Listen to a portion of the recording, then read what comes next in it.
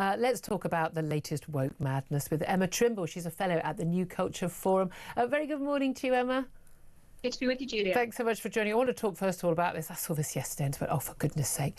These are two scientists, Dr. Nicole Downs and Dr. Katherine Bussey. They're lecturers in early childhood at Deakin University in Australia. And they have argued that parents should get their children, their babies' permission before they change their nappy, as this is an opportunity to teach babies about consent. I mean, have these people got kids? Do they? You can't get a 3-week-old to give you consent to have their nappy changed. What on earth are they talking about? Yeah, I'm sure charitably it's all well-meaning, but my concern here is actually that this could potentially actually be harmful because, yes, I think we can all agree it's important to teach children about consent, to make sure that they're safe from people who might prey on them, of course, to do that in an age-appropriate way. But the reality is, with a small child, they cannot consent. And so if you're teaching them that they can consent, that's a very dangerous thing. What do you mean? All of this in the context of the trans, well, I mean, in the sense that we've seen in the context of the trans debate that there are some people who think that children can consent, for example, to puberty blockers and things like that. Yeah. There are some people who have a very malign ideology who think children can consent to other things as well. Well, no, let's spell it out. There is a whole movement of paedophiles, let's call them what they are, who think that, you know, children can consent to sex with adults.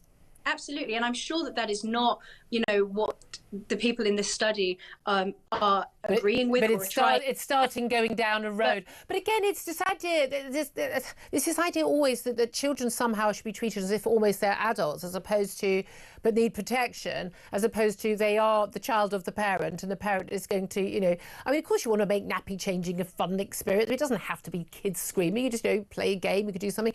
But I mean, certainly any parent I know has talked to their child about, you know, it's very important, you know, that's, you know, that those are your private parts, and you know, no one can touch you where if you know, without your permission, you know, and you know, the doctor has to ask permission for an examination and things like that, and mum's in the room. I mean, there's a difference between that, isn't there? And talking about babies, I mean, nappies by definition should only be on children who are in no position to understand any concept such as this.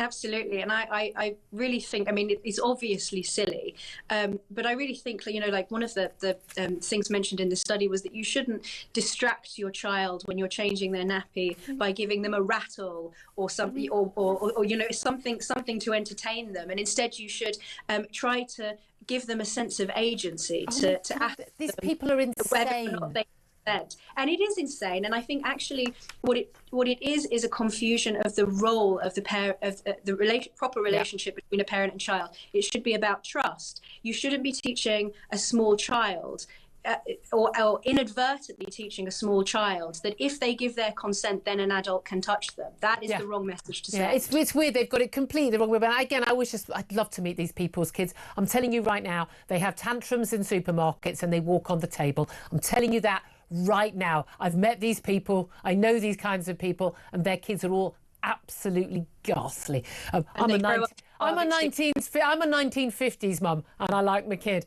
Let's also talk about Graham Linehan. He's back in the news in yet another round. And we know, look, he lost his marriage, he lost his entire career as a top comedy writer. He lost an awful lot of, well, inverted commas, friends in the industry, as did J.K. Rowling, by speaking out on the trans right. I'm still intensely grateful to him as a woman that he did actually put his career on the line and didn't just go, oh, sorry, I shouldn't have said that like everyone else did. But he's now fallen out with a former Father Ted star. This is Ardal O'Hanlon, of course, starred as Father Dougal in the sitcom of Father Ted. And he's basically the latest ex-colleague, he says, according to Emlyn, the latest ex-colleague to smear me in the press. And he said O'Hanlon is baffled by his, what Linehan called his confrontational style. Now, there's no doubt at all, Graham Linehan is confrontational, more confrontational than a lot of, for instance, the women on social media over this issue. But I kind of like his confrontational style. I think we needed a bit of that.